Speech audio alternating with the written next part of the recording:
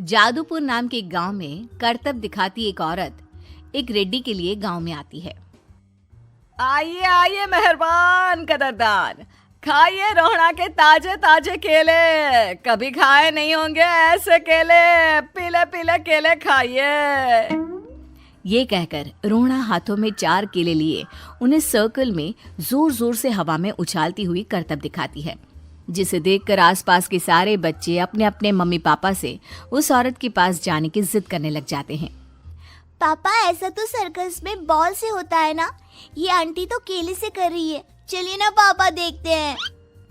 रोहड़ा एक पतली सी तार पर चलती हुई केलों से करतब दिखाती है। आते जाते सभी लोग बाहर रुककर उसके करतब देखते हैं और वाह वाही करते नहीं थकते।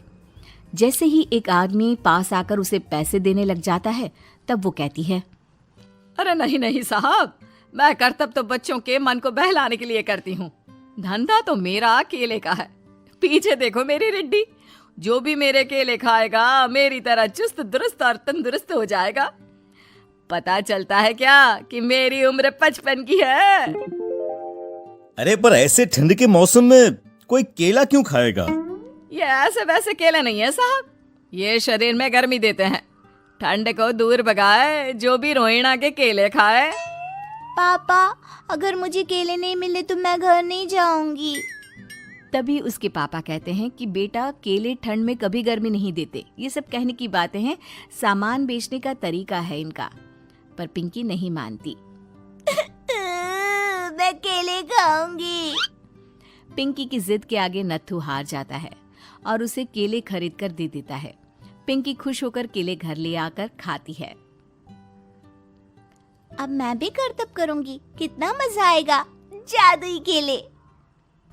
पिंकी पहला केला खत्म भी नहीं करती कि वो बेहोश हो जाती है।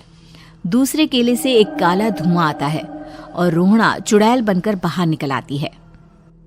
मेरे भूतिया केले बच्चे न खाए, ऐसा हो ही नहीं सकता। जादूपुर वालों, कब तक बचोगे? आ गई हूं मैं रोहड़ा, जिसका कोई नहीं कर सकता सामना। रोहड़ा पिंकी को गोद में उठाकर काले धुएं में कहीं गायब हो जाती है।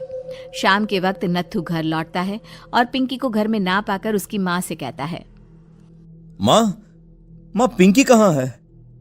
अरे बेटा, उसे तो तू सुबह करतब दिखाने ले गया था ना, फिर कहाँ वापस आए तुम दोनों? मुझे लगा तू उसे अपने साथ मंडी ले गया होगा। हे भगवान, मेरी बच्ची कहाँ गई? मैं उसे घर ही तो छोड़कर गया था माँ। नत्थू गांव के घर कोने में अपनी बेटी को ढूंढता है, पर उसे वो कहीं नहीं मिलती। परेशान होकर आखिर रो रो कर नत्थू हिम्मत हार कर घर लौट आता है।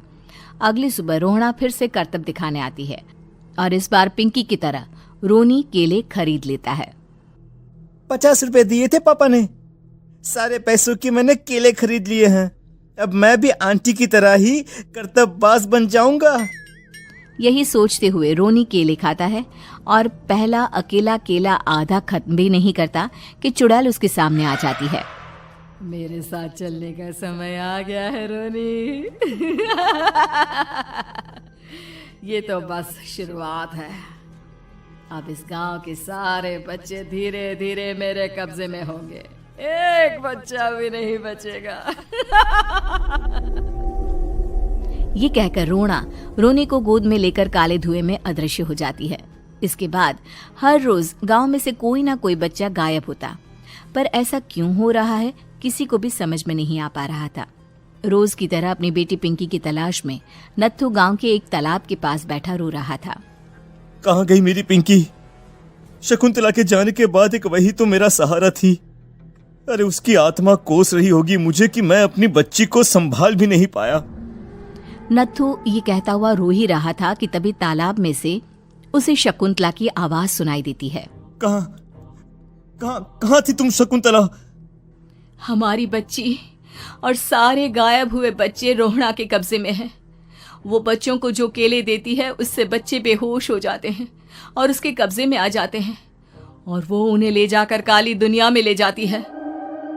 पर वो ऐसा क्यों कर रही है? ये मैं नहीं जानती, पर उस दुनिया का रास्ता मैं आपको बता सकती हूँ। जहां ये नदी खत्म होती है वहां एक केले का पेड़ है, उसके नीचे एक दरवाजा है, वहीं से रास्ता जाता है उस दुनिया का। ये कहकर शकुंतला की आत्मा गायब हो जाती है। गांव के सभी लोग झुंड बनाकर उसी रास्ते से काली दुनिया में चले जाते हैं और वहां देखते हैं कि सारे बच्चे वहां काम कर रहे थे। पापा मुझे ले चलो यहाँ से। पापा पापा। सभी बच्चे अपने मम्मी पापा से लिपट जाते हैं। तो तुम लोग यहाँ तक आ गए? क्यों हमारे बच्चों को पकड़ लिया तूने? तुझे शिकार ही बनाना है तो ले, हम सब आ गए हैं, हमें खा ले। नहीं, मुझे बच्चे चाहिए। मेरे बच्चे के बदले तुम लोगों के बच्चे। क्या मतलब? मैं इसी गांव में रहने वाली एक औरत थी। केले की चोरी के इल्जाम में मेरे बेटे को गांव वालों ने इतना मारा कि वो मर गया। उसी दिन मैंने ठान लिया कि गांव वालों का भी वही हाल करूंगी। कुछ दिन बाद बेटे के चले जाने के दुख में मैं भी मर गई और मेरी भटकती आत्मा एक चुड़ैल बन गई। और फिर मैंने बदला लिया तुम सबके बच्चे छीनकर। बर्दाश्त नहीं कर पाए ना? सोचो मुझ पर क्या बीती होगी। हमें माफ कर दो रोना। पता नहीं ये किसकी गलती थी, पर हम सभी माफी मांगते हैं। हमारी खुशियां लौटा दो, तुम भी तो एक माँ हो। गांव वालों की बात सुनकर रोना का मन पिघल जाता है और वो बच्चों को छोड़ देती है। उसके बाद काली दुनिया बच्चों के लिए जादुई दुनिया बन जाती है। अब कोई भी कभी भी वहां आ जा सकता था।